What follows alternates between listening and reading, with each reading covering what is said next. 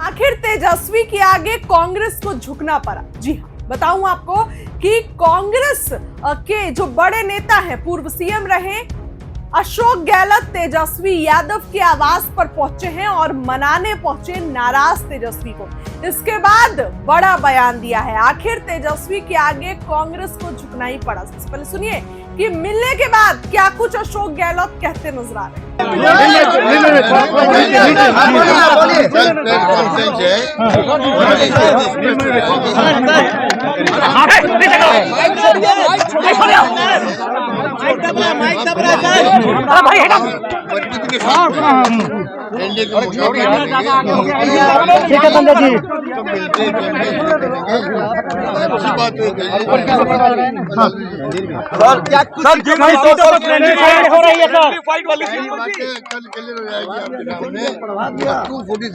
Sir हाथ छोड़ दीजिए सर।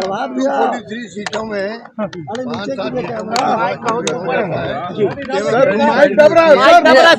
सर 243 सीटों में 255 उम्मीदवार हैं। हाँ भाई सुनिए ना, गहलोत जी क्या लालू जी से खोद रहे हैं भैया, हम देखो कहाँ है। मिलके ही कैंपेन करेंगे। लालू जी ने क्या आश्वासन दिया? मिलके ही काम करेंगे और जीत के आएंगे।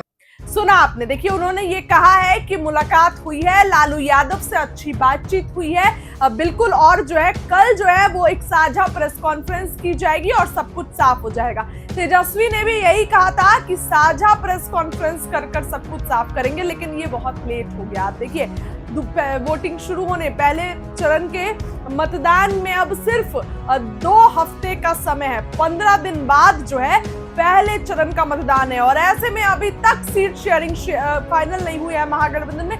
कल और तो और जो है वो सीट शेयरिंग फाइनल होगा, तो ऐसे में कल जो है ऐलान हो जाएगा।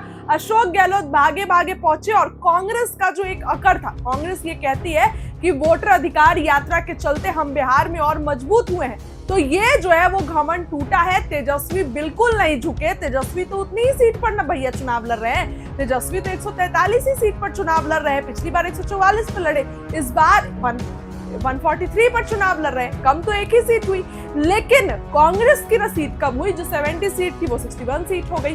तो ऐसे में अभी देखिए, अशोक गहलोत की तस्वीर तेजस्वी के आवास से निकले हैं और बड़ा बयान दिया है। ये कहा है कि अच्छी मुलाकात हुई, बातचीत हुई, कृष्ण लवरू भी पहुंचे थे और कल जो है सब कुछ क्लियर हो जाएगा। कल का दिन बहुत महत्वपूर्ण है कि कल जो है क्या कुछ बात होगा, कांग्रेस क्या कहेगी।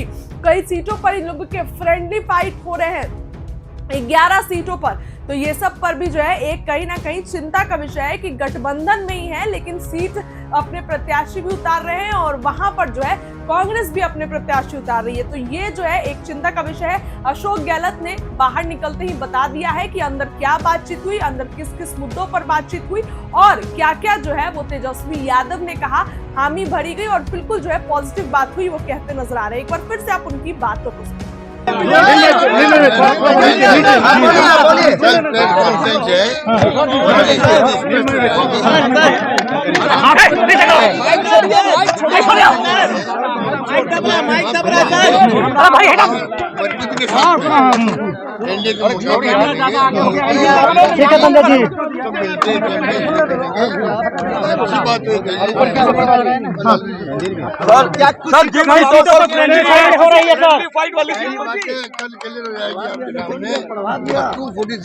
सर हाथ छोड़ दीजिए सर। 243 सीटों में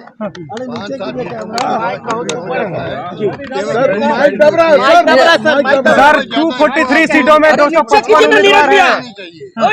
हाँ भाई सुनिए ना, गहलोत जी क्या लालू जी से खोद रहे हैं भैया, हम देखो कहाँ है। मिलके ही कैंपेन करेंगे। लालू जी ने क्या आश्वासन दिया? मिलके ही काम करेंगे और जीत के आएंगे। भाई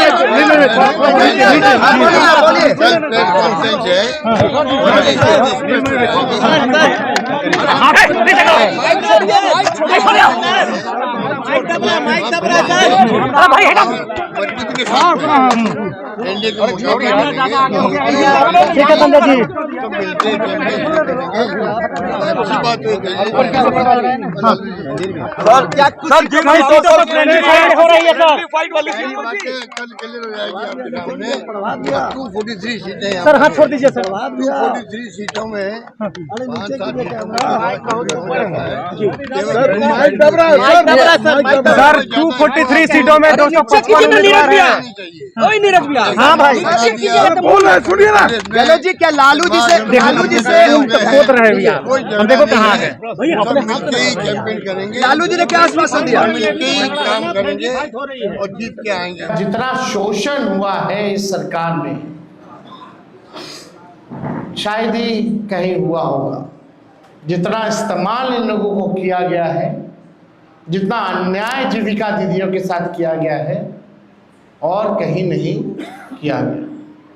तो आज हम लोग कई जिले हम लोग घूम करके आए थे यात्रा में, और हर जगह जीविका दीदियों की समूह हमको मिलती थी, अपना मेमोरेंडम देती थी, और ये उनको उम्मीद थी कि तेजस्वी जब आएंगे तो आप ये ज़रूर आप कीजिएगा सरकार में आने के बाद।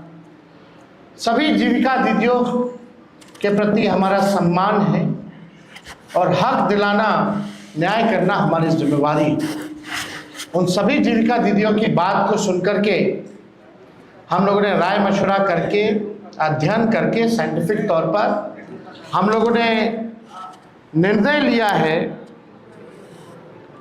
कि जितनी जीविका सीएम दीदियां हैं, यानी कम्युनिटी मोबिलाइजर्स हैं, उन सभी सीएम दीदियों को स्थायी कर उन्हें सरकारी कर्मचारी का दर्जा देकर उनके वेतन को 30,000 प्रति माह हम लोग करेंगे।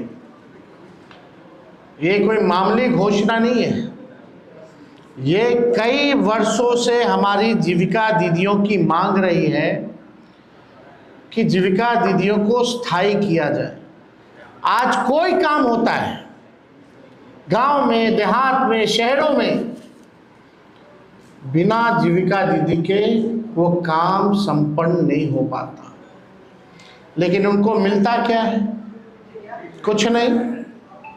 तो इसलिए हम लोगों की जवाबदेही है, जिम्मेदारी है। ये सरकार तो किसी का सुनता नहीं है।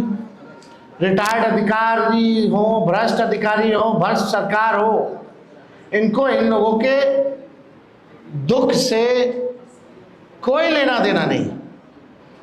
आज हम कह रहे हैं कि जितनी जीविका दीदी, जितनी सीएम दीदियां हैं, उनको स्थायी किया जाएगा और 30,000 रुपये प्रति माह हमारी सरकार बनने पर उन जीविका सीएम दीदियों को दिया जाएगा। जीविका समूह की दीदियों द्वारा लिए गए लोन के सूद को माफ करा जाएगा। यानी अब तक जितना समूह, जितनी जीविका दीदी लोन ली है, जो उनका इंटरेस्ट है, उसको इंटरेस्ट को हम लोग जो है माफ जो है करने का काम करेंगे। जीविका समूह की दीदियों को 2 वर्ष तक ब्याज मुक्त ऋण दिया जाएगा।